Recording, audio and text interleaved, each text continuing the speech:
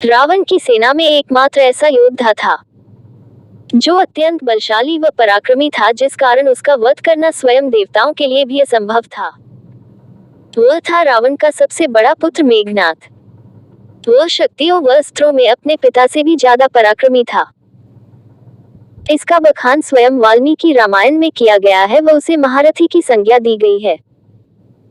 उसे भगवान ब्रह्मा, विष्णु व महेश से इतनी शक्तियां व वर प्राप्त हुए थे।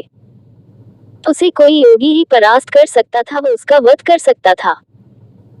एक कथा के अनुसार एक बार महर्षि वशिष्ठ ने रावण वध व श्री राम के अयोध्या आगमन के पश्चात एक दिन उनसे जानना चाहा कि आखिर मेघनाद को मारने के लिए उन्होंने बार बार लक्ष्मण को ही क्यों भेजा।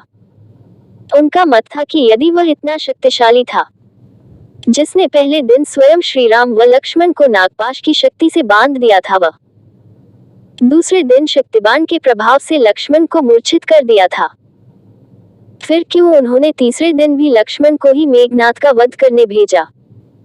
इसका उत्तर स्वयं भगवान श्री राम ने ही दिया। उन्होंने बताया कि उसे ऐसे वर प्राप्त थे कि स्वयं वे भी उसका वध करने में अक्षम थे, क्योंकि उसका वध एक ऐसा सन्यासी ही कर सकता था जिसने कई वर्षों तक कठिन तपस्या की हो व उसकी अग्नि में तपा हो। यही सब लक्ष्मण ने 14 वर्षों के अंतराल में किया था। वह मेघनाद को मारने में सक्षम हो पाए थे। लक्ष्मण भगवान श्री राम के साथ 14 वर्षों के वनवास में जब गए थे, तब उन्होंने उर्मिला को अयोध्या में रहने का ही अनुरोध किया था। इस प्रकार उन्होंने 14 वर्षों तक ब्रह्मचर्य का पालन किया था। वह किसी पराई स्त्री का मुख तक नहीं देखा था। जब वे माता सीता को भी देखते या उनसे बात करते तो हमेशा उनके चरणों को ही देखते थे। उन्होंने कभी भी माता सीता की ओर मुख करके ऊपर नहीं देखा। इसी प्रकार भगवान श्री राम व माता सीता की रक्षा के उद्देश्य से उन्होंने 14 वर्षों तक नींद नहीं ली व दिन रात उनकी सुरक्षा में तैनात रहे। एक कथा के अनुसार उन्होंने निद्रा की देवी से 14 वर्षों तक स्वयं से दूर रहने को कहा था। उनके हिस्से की नींद उनकी पत्नी उर्मिला को देने को कहा था। इसके पश्चात लक्ष्मण 14 वर्षों तक सोए नहीं थे व उर्मिला इतने समय तक सोती रही थी।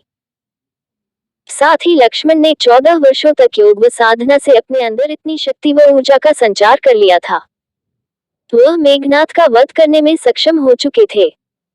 यही कारण था कि मेघनाद से युद्ध करने व उसका वध करने के लिए भगवान श्री राम ने हमेशा लक्ष्मण का ही चुनाव किया।